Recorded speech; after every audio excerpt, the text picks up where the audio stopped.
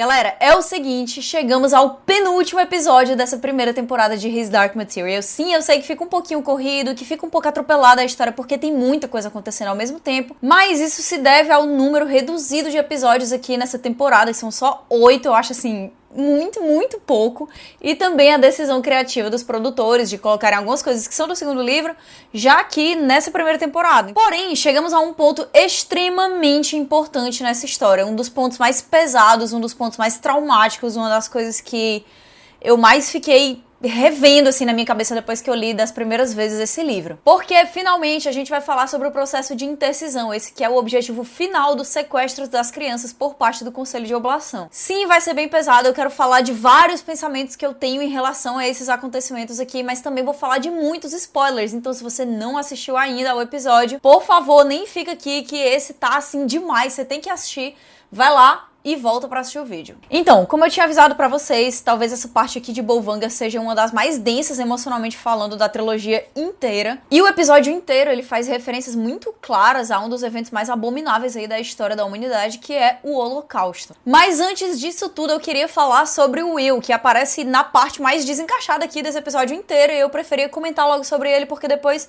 a gente entra em Bolvangar e fica lá até o final. O Will aparece aqui assistindo um vídeo do seu pai, do Jon Perry, que é um grande pesquisador na TV, falando sobre a nova missão que ele tá indo, dizendo que levou um brinquedinho dele e tal, que parece uma coisa pequena, mas além de mostrar pra gente o Andrew Scott como Jon Perry ali realmente em ação, né, se movendo e não só em fotos, também estabelece esse personagem como um bom pai, como uma pessoa que amava o Will, né, tá indo lá pra missão dele, tá levando brinquedinho, tá pensando na família e tudo mais, e além disso tudo, coloca a série em um ponto do tempo pra gente. No vídeo mostra que essa entrevista aconteceu em 2006, lembrando que o Will foi separado aí do pai muito cedo, e agora ele tá com mais ou menos 12, 13 anos, né? Agora sim, vamos a Bolvangar. Chegando lá, o ambiente já coloca a gente no clima daquele local. Tem cores frias por todo canto, as paredes são lisas, elas praticamente não tem nenhuma decoração, a única coisa que eu vi foi um grande quadro que tem lá um retrato do pôr do sol, que é totalmente desencaixado com todo o resto, que faz inclusive ele ser ainda mais esquisito. Pra mim ele lembra a sensação de quando a enfermeira Clara, que a gente vê aqui em vários momentos nesse episódio, tá falando que aquele é o melhor lugar do mundo, e ela usa palavras positivas, mas não tem nenhum sentimento no olhar dela. As crianças também estão vestindo uniformes de cores frias, né, que é um verde meio acinzentado que lembra um ambiente hospitalar e que deixa claro que aquilo ali é um misto de prisão e laboratório. Aquelas não são crianças, elas são cobaias. Tudo aquilo é um grande experimento. Como eu falei antes, a comparação com campos de concentração é praticamente inevitável, porque a gente tem aqui os experimentos perigosos, a baixa chance de sobrevivência, que são realizados em pessoas que foram colocadas naquele lugar por coação, elas não escolheram estar ali. Lembrando que isso foi colocado por cima na série, mas essas crianças que estão ali em Bolvangar são quase todas, se não todas, filhas de gente pobre. Elas são filhas de egípcios que não fazem parte da elite social, elas são filhas dos alcoólatras, dos drogados, dos mendigos, de pessoas que estão à margem da sociedade, e quando essas crianças somem, ninguém vai fazer um grande esforço, a cidade não vai parar, a sociedade não vai enlouquecer para procurar essa criança. Elas não têm tanta importância assim quanto algumas outras pessoas. Eu acredito que o paralelo, inclusive assim, pesadíssimo que o Jack Thorne, que é o roteirista desse episódio e que é o produtor dessa série, quis fazer foi justamente com os experimentos humanos nazistas, que foram uma série de experiências com cobaias humanas realizadas dentro dos campos de concentração que normalmente resultavam em morte e outras coisas terríveis. E aí, depois da guerra, né, foram julgadas as pessoas que estavam realizando aqueles experimentos e eles alegaram que era uma coisa necessária para a guerra e compararam aquelas vítimas ali justamente a dano colateral causado por bombardeios. Enfim, não só isso, como as crianças que foram intercisionadas, elas depois aparecem ali com cabeça raspada, né, totalmente desorientadas, tentando se aquecer, sem entender o que tá acontecendo, claramente traumatizadas pelo que aconteceu. Eu acho que isso aí também foi uma referência. Quando a Lyra chega em Bolvangar, ela encontra o Roger imediatamente, ele tá meio apático, claramente traumatizado por tudo que aconteceu ali dentro. Ele é uma pessoa diferente, né? Que é algo que foi confirmado quando o Pan foi falar com a Salcília e acabou voltando pra Lyra dizendo assim, Lyra, ele não é mais a mesma pessoa.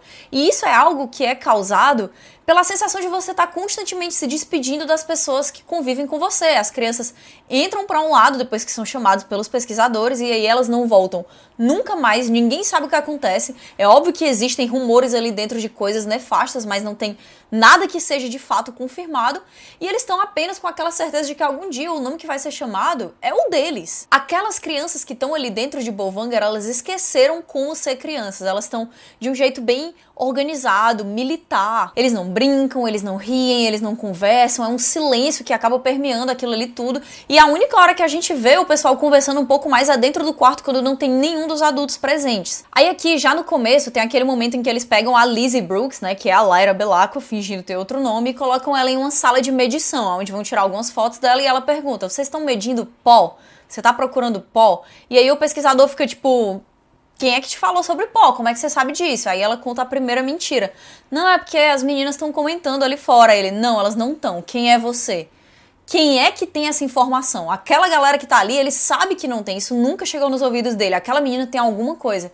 E aí, na hora que ela percebe isso, ela fala: não, é porque eu tomo banho regularmente, então você não vai achar nenhum pó em mim, tipo, nenhuma poeira em mim. Essa parte é simplesmente genial, genial. Por quê?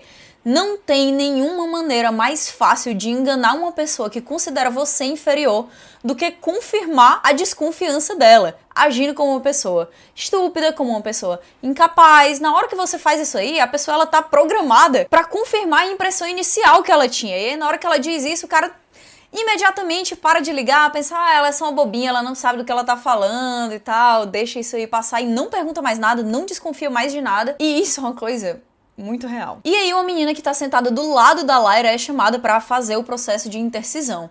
Essa hora é maravilhosa, porque aquela sala, ela fica fechada, ninguém sabe o que é que tem lá dentro, a gente não vê, a gente fica olhando a expressão neutra e dormente daquela enfermeira que, ao mesmo tempo que não tá sentindo nada, tá sentindo muita coisa. Você vê o medo, o terror de alguém que já passou por aquilo. E o fato deles não mostrarem a sala diretamente agora é algo que fica lembrando um pouco um filme de terror, né? Você não vê claramente o monstro ainda, mas você sabe que ele tá lá, e por conta disso ele se torna ainda mais assustador. Não tem nada mais aterrorizante do que o desconhecido. Aí, em certo momento, acontece um problema, as crianças são colocadas pro lado de fora porque toca um alarme de incêndio e elas já vão bem direitinho pras fileirinhas porque elas estão acostumadas a seguir ordens.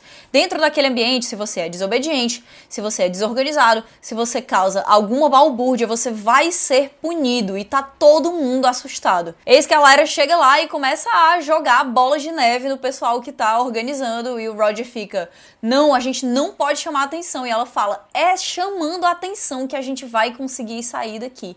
Não é simplesmente sendo complacente com tudo que eles estão fazendo, porque se a gente fizer isso, tudo que vai acontecer é que os experimentos vão continuar e que de um em um a gente vai ser chamado para aquela sala e a gente não vai ter nenhuma esperança de fuga, nenhuma esperança de absolutamente nada. Nessa hora, todo mundo lembra de quem é que eles são, que eles querem se divertir, que tem outras coisas na vida além de sofrimento, além de medo, além daquela prisão. Daí, ela e o Roger vão explorar o resto da estação, aproveitando para fugir ali na hora da confusão, e acabam descobrindo gaiolas onde estão presos demons que foram separados de crianças. Eles estão ali como coisas abandonadas, sem propósitos, figuras assim meio fantasmagóricas e claramente defeituosas, sabe? Tem um deles que tá batendo a cabeça repetidas vezes na parede, que é uma coisa assim absurdamente dolorosa de você assistir. E dentro de uma dessas gaiolas é que deveria estar a Rether, que é a Demon do Billy Costa.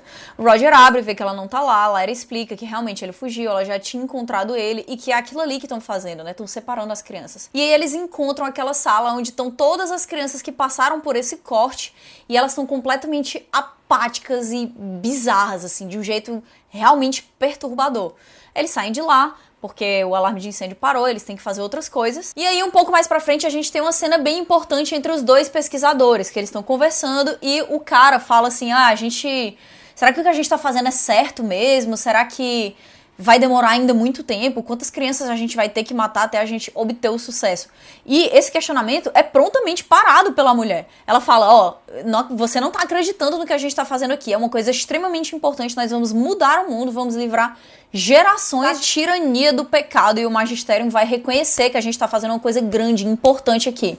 Quer dizer, qualquer questionamento é imediatamente cortado. Você não pode pensar sobre isso, você não deve pensar sobre isso. Você tá realizando algo que é a sua obrigação, que é o certo. Não importa se você acha ou não que é certo. E aí a senhora Coulter chega na estação e todo mundo reage de um jeito muito tenso a isso. Tanto as crianças, que sabem exatamente quem ela é e já têm muito medo dela, quanto os próprios pesquisadores que estão tentando fingir que não tá acontecendo nenhuma coisa de errado ali. Aí tem aquela cena bem legal dentro do quarto, quando o macaco vai procurar a Lyra, ou a criança que tava desaparecida naquela cama vazia, e ela fica segurando lá embaixo, assim, provando que ela tem mais força no braço do que todos nós, ou pelo menos do que eu, assim, meu Deus, 1000 vezes. Mas a parte importante aqui é a maneira como começa a ser comunicado pela Lyra por um dos lados e pelo Roger, porque ela pediu pelo outro, os rumores de uma fuga, os rumores de esperança. E aí a gente já sabia desde o episódio passado que a Lyra tá perto realmente de atingir aquela maturidade, né, de chegar até a puberdade, que é o momento onde o Demon dela vai parar de mudar, e já tinha sido estabelecido que ela entrou mais ou menos como prioridade pro tratamento, que ela vai ser tratada o mais rápido possível pra evitar que seja tarde demais. E aí agora ela é chamada e vai pra essa sala horrível da intercisão. Ela tenta fugir, o pesquisador segura o Pan com as mãos, que é uma coisa assim muito nojenta e completamente inaceitável, que eu acho que não foi estabelecido direito aqui na série. O quanto é violento e um tabu absoluto essa coisa de você tocar no Demon de outra pessoa. Aí levam ela à força pra essa sala, colocam ela dentro daquela jaula gigante que tem uma guilhotina no meio,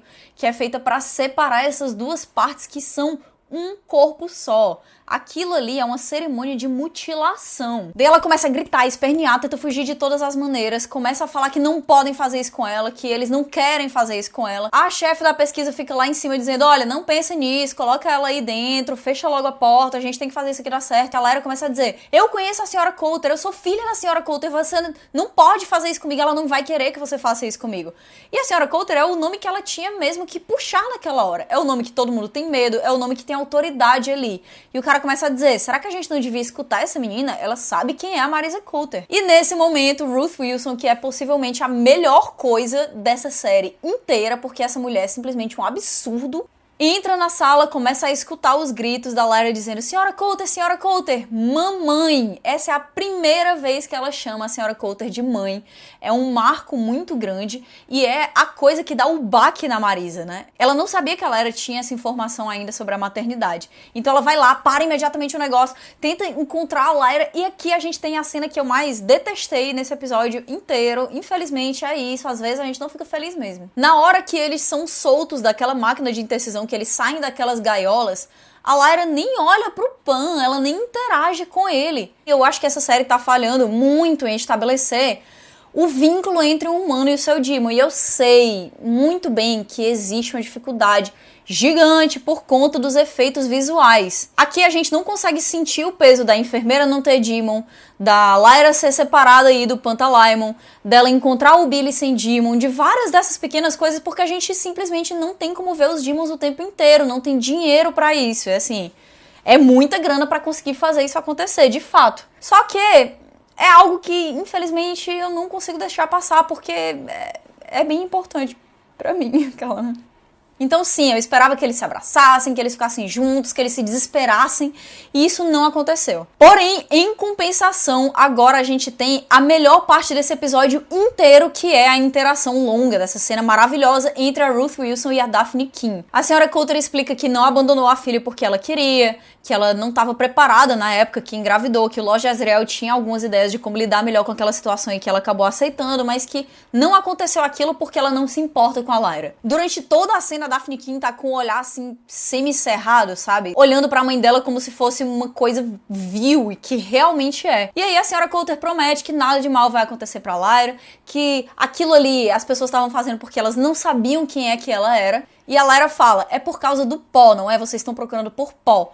E essa hora é extremamente importante, porque ela já ouve falar sobre esse tal desse pó faz muito tempo, e que todos os adultos que citam isso parecem ter muito medo, ou parecem ter muito ódio, ou parecem ter uma obsessão que não é saudável com aquilo ali. E a senhora Coulter fala que pó não é uma coisa boa. Ela diz que os adultos já estão infectados de um jeito tão profundo que eles estão condenados a viver uma vida de pecado, de arrependimento, de culpa, e que as crianças ainda podem ser meio que salvas disso, que isso tudo é por um futuro melhor. E aí a Lyra obviamente fala que não existe vida melhor sem o Pantalaimon, ele sou eu, ele é a minha alma, ele é parte integral do meu ser. E aqui eu queria abrir um parêntese para falar de intercisão, tá? Intercisão é um corte que tira da pessoa aquilo que tá ligado à individualidade dela, à maturidade física e psicológica dela, a capacidade dela de questionamento, a criatividade, o que faz dela um ser humano. Ela retira do corpo da pessoa uma parte que tá ligada a algo que essa organização extremamente poderosa considera negativo, considera inconveniente,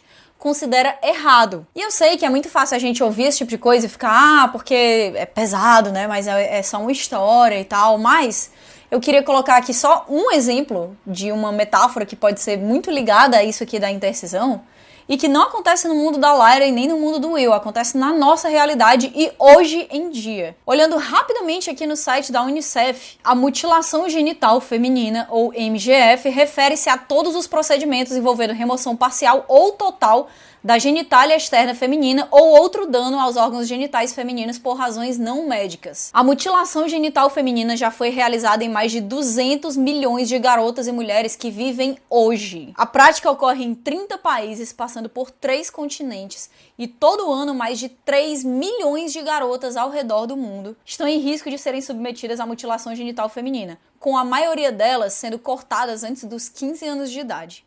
Algumas comunidades endossam a prática como um meio de controlar a sexualidade das garotas ou proteger a sua castidade. A MGF não é endossada pelo Islã ou pela cristandade, mas narrativas religiosas comumente são usadas para justificar a prática. E essa mutilação pode levar a sérios problemas de saúde ou até à morte.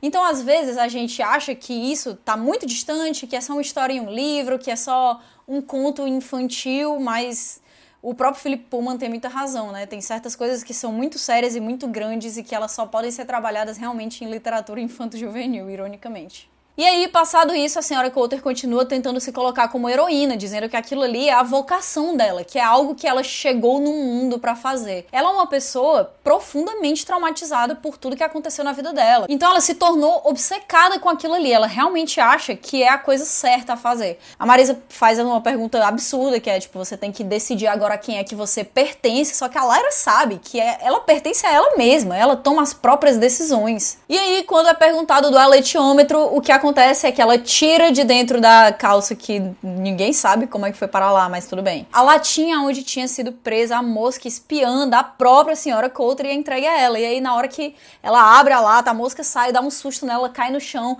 a Lyra foge, começa toda uma sequência muito grande de ação, né? Elas gritando, cada uma de um lado da porta, que essa série tenta colocar de um jeito muito claro as duas como o reflexo uma da outra, né? E aí a gente tem a batalha dentro de Bolvangar, que eu achei uma decisão sensacional, porque no livro acontece aí num campo muito grande, e ia ser muito difícil eles colocarem extras o suficiente pra não parecer que tá um grande vazio. Ficou legal a confusão lá dentro, que você não sabe exatamente o que é que tá acontecendo, porque uma batalha dentro daquela confusão, no meio da neve, um clima que você não conhece, um monte de criança correndo de um lado pro outro. A Macosta encontra o pesquisador, que é meio que o melhor deles dois, e ela quebra o pescoço dele. A gente tem o Lee Scoresby numa cena muito legal com a espingarda. Temos a Lyra também sendo meio que mal agradecida com o Yora, que ele sendo ranzinza com ela, mas ao mesmo tempo muito fofo. Eu fiquei feliz que eu já tava com saudade dele. Em um momento de particular perigo, quando as pessoas estão focando mesmo a Lyra, aparece a Serafina Pekkala no momento mais overpower incrível de todos. Ela chega matando todo mundo, borrando ali, se mostrando realmente etérea, feita de uma coisa completamente diferente dos humanos. E a senhora Coulter se esconde, o pessoal tenta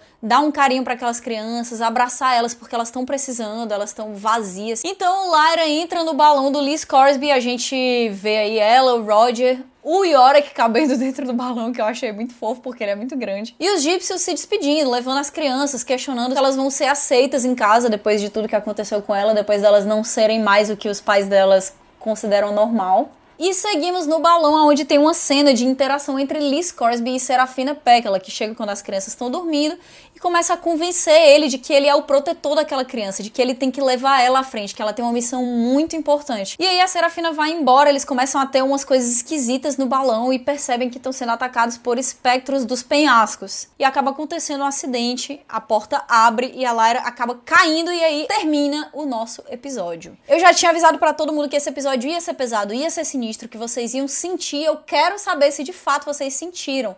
Vocês acham que esse aqui é o melhor episódio até agora? Que é o que muita gente tá falando. Coloca nos comentários, não esquece que semana que vem a gente se encontra de novo pra falar do penúltimo episódio da primeira temporada de His Dark Materials. Eu vou ficando por aqui e a gente se encontra depois. Tchau, tchau.